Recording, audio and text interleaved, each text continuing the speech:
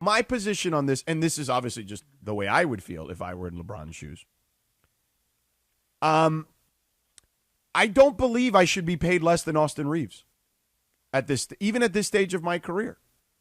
Now, I know there's been a lot floated about he may need to take a pay cut if he wants to stay with the Lakers, this, that, and the other. If they come to me with that, I would be like, no, because I don't believe Austin Reaves is a max player. Okay. And B, I believe LeBron James is still better than him. So if I were LeBron James and they came to me and said, hey, we're going to give Austin the max, we need you to take significantly less, I'd be like, no, I don't know if I'm on board with that. I don't think we have to make this a LeBron versus Austin issue because I really don't believe that's what it is. The question is, hey, LeBron, we need you to take a pay cut. And LeBron's question back should be why. And then the Lakers have to answer, we plan to do A, B, and C with that money. And it would be a better experience. It's the best experience you can have in year 24 is to play with us at X amount of dollars, because those Y amount of dollars that you leave on the table will be allowing us to make this team for you. And you're going to have as competitive a roster you played with since 2019, 2020. And we listened to Rich Paul's statement last year after you picked up your option and we didn't redo your deal, that the number one thing that matters to you at this stage of your career is compete for championships. And if you accept this dollar amount, we really believe that we have these plans for the roster in place that let's go for it. And we have a good coach that you respect and you've seen what he can do. And you saw that even with a flawed roster, we could go 16-2 in March, thanks to you. And let's do it. If it becomes an ego thing versus Austin, there's no way for that conversation to go. But this is where the Lakers front office, quite frankly, in my opinion, has to step up to the plate and present the vision, because you don't think there's going to be other teams out there, Golden State, presenting a vision to LeBron. I mean, they tried to trade for him a couple of years ago. And if LeBron walks for nothing, good luck replacing his value. Certainly, I'm just talking on the court. Good luck replacing his value on the court. And then we'll see what this team looks like with Luka and Austin and no LeBron James to lean on. Yeah, it's a tough spot to be in right now, Dave, because LeBron, like somebody like myself, I give him so much credit for what he has done this year, and it's not even that he's 41. I don't care. I think he's superhuman. So for me, his age is immaterial. But what he's been able to do this year, from being the number 3 to being re-elevated to the number 1, to essentially carrying this team to a playoff victory against Houston, I think LeBron James has turned a lot of people from critics or haters to people who really have a great appreciation for who he is. But the question really becomes, what is the future? Like, if you're trying to build a championship and you look at San Antonio and you look at Oklahoma City, can you do that with LeBron in only 1 year? What do you say to that? What's the future without him, though? What are the Lakers' better option than paying LeBron James? Mm-hmm. Tell me that. I guess from my perspective, it would be completely retooling and thinking about the future. That's not a great answer, but it's, hey, look, we've got Luka and he's going to be the centerpiece of our organization going forward. So is now the time to give up on a guy like LeBron who can still play, or to not pay an Austin Reaves who's good, but I think we're finding out in the playoffs he's probably not really a 2. He's more of a 3 or a 4. So should we just say, hey, Luka's our guy, and we'll just start building a roster around him and prepare for the longer-term future? So you would be willing to take a parallel move, or perhaps even a step backwards, for your guy who made the finals at 25 years old, disappointment in 26, doesn't even play in the playoffs in 27, and tell him, just be patient. It might be a couple of years before we get you back to contender status. We're going to let the best, I don't think that's flying either. One of the best players of all time walk out the door, and let us retool. It doesn't sound good.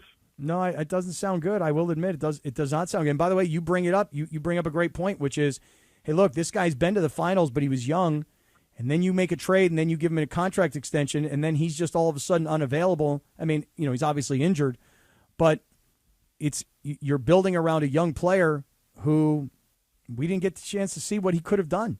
And so you're really putting all your eggs into the Luka basket based on the scenario we're talking about, which also doesn't sound great. I'm okay putting the eggs in the Luka basket. I just think the Luka basket should involve LeBron James, the guy who's been there for 8 years and again proved all over again what he brings as a professional basketball player in terms of his diligence, his preparation, his high IQ, his ability to play when it matters most in the biggest high leverage moments. All of it continues to do it.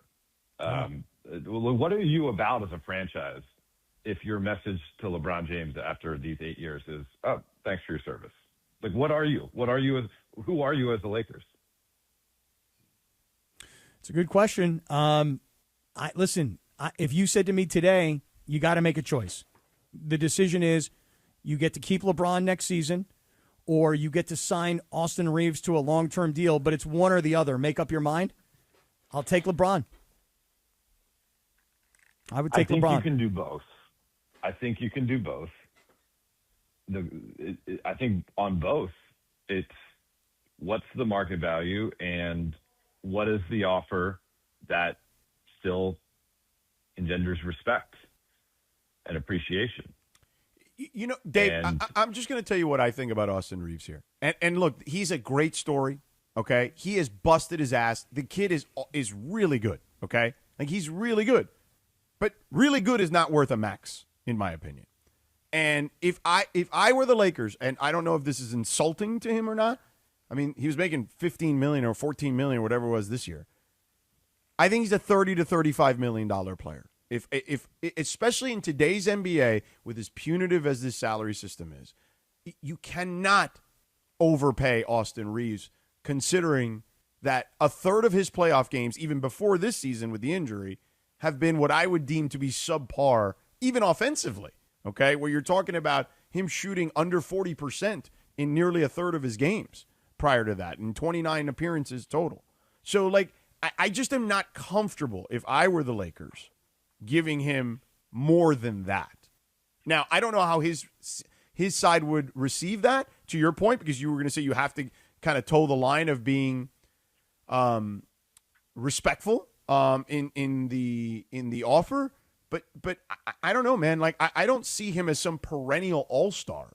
Like, I don't see him as a guy, to Cappy's point, who can be your number two. He's not Kyrie Irving to Luka Doncic with Dallas a couple years ago. He's not that. I think that's a fair way to assess it, George. I think the question is, though, do you risk him walking? Can his agents drum up a legitimate offer from a team like Chicago that could use the service, from a team like Brooklyn that could use the services? And if he wants to go to Chicago and he wants to go to Brooklyn or Utah, well, Utah not anymore because they have Jaren Jackson Jr. now. They're paying him. But, like, if he wants to go there, cool, bro. Like, I can't say that. I'd rather bring back LeBron and figure it out from there. And then what? Throw money at a restricted free agent that you have no guarantee of getting? Tyree Easton. Is Houston not going to pay him? Peyton Watson. Is Denver not going to pay him? Like, there's no guarantee there. Yeah, I don't know if Denver's going to pay him. Maybe I'm asking for too much here. To, like, you want it all. But right. Austin Reaves has proven to be malleable. He's played under Frank Vogel. He's played under Darvin Ham. He's played under J.J. Redick. He's played alongside LeBron James, Anthony Davis, Luka Doncic. Mm-hmm. He's had moments offensively where, Kyrie Irving is one of the most talented offensive players of this generation. So that's a tough one to put him on that level, sure. Right. But he's had moments offensively where he can be the point guard, he can be the shooting guard, he can be the spacer as the third guy off the ball. He's a homegrown talent. And, I think he brings a level of competitive fire day in, day out that you need to make regular season games matter.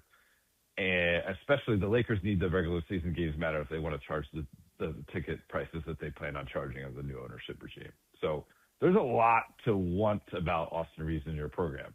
Now, if you want to build out and you're going to be offering him a multi-year deal, 4 or 5 year deal, and you hope to be a contender over the duration of those 4 or 5 years, I do agree with you that extra $5 million a year matters a ton when it comes to team building.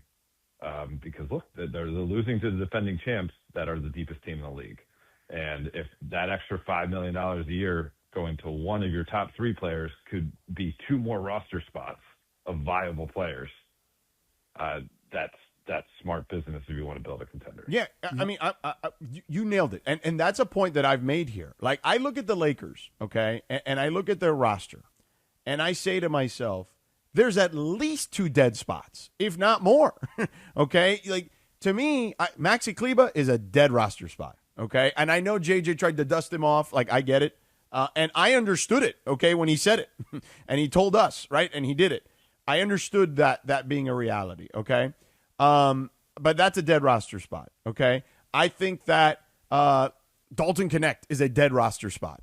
Like, that's at least 2, and I could probably make the case that there's at least 1 more roster spot that could be a dead roster spot, because Jake LaRavia, okay, he's a try-hard guy, okay? In the regular season, you need that kind of guy, okay?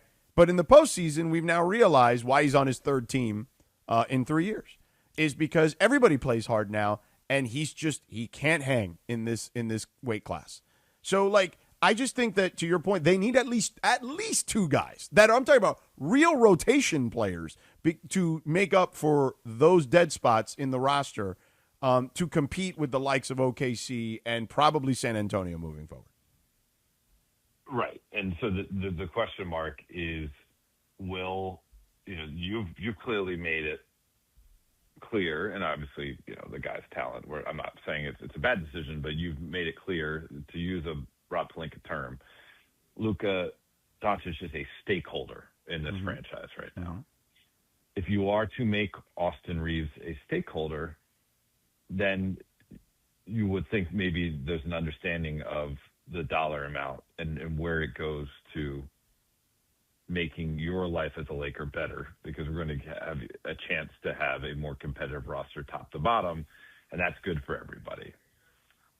That would require a degree of trust from Austin's camp in the Lakers front office. And I think it's a similar conversation that we'll have to have with LeBron's camp in the Lakers front office. And I think it's absurd for either side to trust the Lakers front office to figure it out? No, because there's been some really good moments. I mean, even look at this year's trade deadline. Beautiful trade with Atlanta to get Luke Kennard. Like, a beautiful trade. Like, the Lakers don't get out of the first round without Luke Kennard.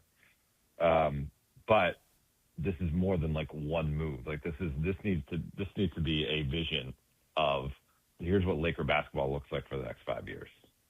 And that's why this is like as consequential of a summer as I can recall in the LeBron era. You bring up some really compelling points, specifically about Austin Reaves. I think we've been focusing on him being a max player versus the opinion of maybe he's not really deserving of a max contract. But, Dave, to your point, I mean, maybe really the way this conversation goes is, hey, Austin, we brought you here. LeBron raised you. You've gone from being a very low-paid player to a well-paid player, and you've achieved what you have, and you've outplayed your contract. But to go from $14 million to, I'm making up a number here, $50 million, seems really unreasonable and restricts us from doing other things. But if you go from $14 million to $30 million, you're making a hell of a lot more money, and we've got more money to play with. I think that's a very reasonable conversation to be having. And if I had to take a guess, this is just guessing here, I'd rather have the $30 million from the Lakers than the $50 million from Brooklyn if I'm Austin Reaves. So I think you've made a compelling case here today. Well, Cappy, he's been consistent that he wants to retire Laker. And so there is some goodwill there that will, I believe, translate to the dollars, too. It's just there is a line. And again, much the same way the conversation I would imagine would go with LeBron of why would I accept less? Like, what do you plan to do with it? Austin as representative should have the same question mark, because you don't think that, if there's interest from these other teams, that's going to be part of their free agency pitch is we want you here to do this, and we're going to do that with the rest of the roster. Like that's what happens when a guy's a coveted free agent. And again, George, I agree with you. We can't call him a perennial all-star. He hasn't even made one all-star team. But in terms of being like a competitive player that makes your team better on the court and your locker room better, all those things are there and is ascending in the game. And will he make an all-star game? I think he will. I don't know how many he'll make, but I think he'll be an all-star at some point in his career. And so for all those reasons, you want to continue to be in the Austin Reaves business. But it's not good for anybody if the number he gets or LeBron gets doesn't allow you to have any other maneuverability with the rest of your roster. And basically you trot back the exact same carbon copy roster next year. Right. Because even if Luka was healthy this series against OKC, the Lakers aren't in their class. Right. Right. And if it's all about championships, you got to be able to make this team better beyond just bringing back certain pieces. Well, the Thunder are better this year. I mean, it's crazy to say because we haven't really seen Jalen Williams play all that much. But if certainly when he becomes available, they're better. If there was one thing to nitpick about them last year, you could say secondary ball creation. Well, they've solved that problem. Mm-hmm. The kid from Santa Barbara is pretty damn good. Mm-hmm. Mm-hmm. Yeah, A.J. Mitchell is he's a stud. And then they also get McCain. And, they also have the MVP, right? Clearly the MVP. And that's another conversation. Like, Laker fans, there's some faction of Laker fans believe that Luka Doncic should have been MVP this year. He wasn't MVP. He was a really, really, really, really, really good player. Yeah. But he wasn't affecting winning the way that guy does too. So like they have these advantages built in. So if you have all these competitive people with very lofty aspirations and they want to do it together, and there's a reason why they'd want to do it together, then I think the front office needs to step up and say this is how we can do it. Because if that vision isn't presented, then why not go for the money if you're Austin Reaves? Yeah. Or why not go to play with the other generational superstar in Steph Curry if you're LeBron James? Mm-hmm. Thing is that, again, just going back to Oklahoma City, because this is who we're seeing every night, and we're getting a chance to understand how good they really are. If I were to ask you two guys, how deep are the Lakers right now? How deep can they go? Are they a 6-man team? Are they a 7-man team? Are they an 8-man team? What do you think, Dave? How deep are the Lakers? 6, 7, 8, 9? What do you think? I think they're 8. Now, obviously, I don't really have a leg to stand on when Jake LaRavia plays the first 90 games of the season and it's DNP-CD in game 91, but I view Jake LaRavia as more than a try-hard player. He really needs to work on his shot, and he can't be as effective as he should be until he can consistently make the open jump shots that he gets. I love to say, Dave, reasonable people can disagree. So there you go. Nice. Okay, fair enough. That's fair. But, that's that's fine. Go ahead. I only meant to just interject there. Please continue. No, and that's George, and I respect your opinion on it. And I'm talking to Captain Thunder here, and I got to give you your flowers because I was a doubter on the Thunder last year during the regular season, and you kept telling me, I've covered a lot of Thunder games. Like they got something special brewing there, and certainly they do. So I'll take your opinion with more than just a grain of salt on Jake LaRavia. But, with Jake, I think you're talking about an 8-man rotation. That's meaning you have Luka Doncic healthy. Right. If you remove Jake and you remove Luka, you're at 6 right now, and you're playing a team that has 13. That's exactly what I was going to go to. And by the way, one of their 13 isn't even playing. So they had Wait. That doesn't even count the guys that they have like in the G League stashed away that you have no idea who they are just yet. Yeah. I mean, these guys, they're starting 5, and then they had 5 other guys yesterday play double-digit minutes. So they're bringing guys off the bench for a blow here or there, but generally, Oklahoma City's got to be at least 11 deep. 11. So if they're 11 deep and the Lakers are, call it 6, maybe 7 deep, and that's with Luka, that tells you they've got an entire other team of guys. You have, in today's day and age, different than other eras, and I think I know for me, I think I learned this last year more so than ever, just looking at the finals between Indiana and Oklahoma City. You got to be 10 deep. Don't you have to be 10 deep now, guys? At least? I think you do. And then, okay, you could say you might have 2 of those guys in your program with more constant development in a Deuce Hero and Bronny James. Okay, that's good because they're both, you have them under cost control contracts, but that's going to need to be, Greg St. Jean and Bo Levesque and whoever else on the Lakers assistant coaching staff spending their summers traveling with these guys and getting them to the next level. And that's possible. Like, I think both those guys showed flashes that's possible. But you're going to need to be creative with these draft picks that you have available to trade this summer. Look at some of these swing moves that have, the Celtics won a championship a couple of years ago because they were able to get Derek White. They had the foresight, to trade for him. Those are the type of guys they got to be identifying at other programs. And if you don't do that, you're like, that's literally the margin between glory and being an also-ran. Dave, one last thing before we let you go, and thank you for taking so much time with us.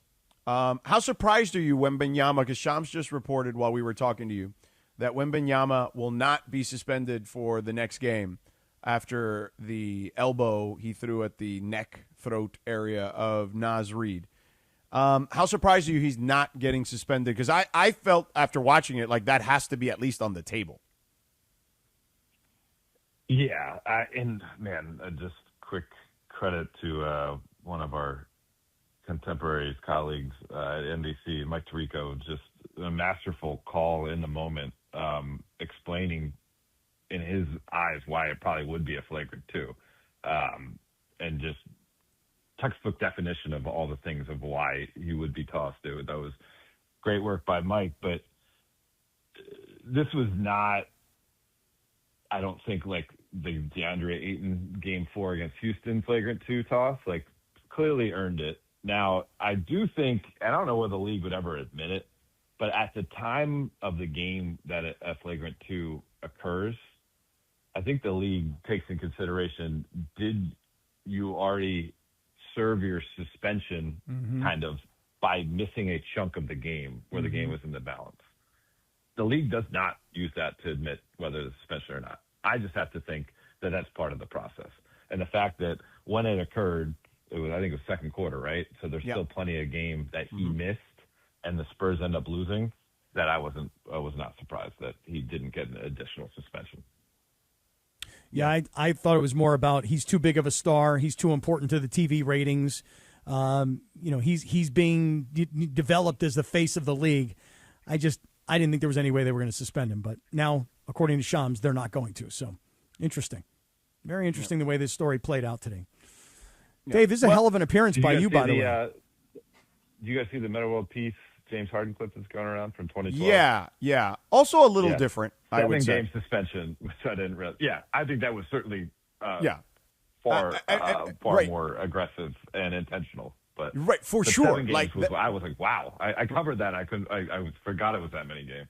Yeah, and also body of work, right? There's that in that scenario. Right. But to your point, even in that scenario, this wasn't Wemby this wasn't Meta World Peace being surrounded by guys trying to get the ball from him. If I recall correctly, he made a basket, right? And then elbowed him in the face. Yes. And then under the kind of guise of I'm celebrating the basket, swinging my arm. Right. Triumphant nature, just clocked him. Yeah. Yeah. I remember that. Yes. Dave, you're the best, buddy. Thank you so much for the time, as always. Great to see you on Saturday. And, you know, listen, look, if there's a Game 5, I'll see you in OKC. I don't expect that to be the case, but I hope to see you one more time on the Lakers beat this season. Hey, I'll just leave you with this. Rui Hachimura, in all his infinite wisdom, said, hey, look what the Rockets did to us in the first round by saying the series might not be over yet. So you never know. You never know. We'll see what happens tonight. Hashtag you never know. Yeah. There it Hashtag is. why not us? Hashtag you gotta believe. Hashtag have faith. All the hashtags, Dave. I'm with you, Dave. All right, Dave. All right, Thanks, see you, bud. fellas. See you, man.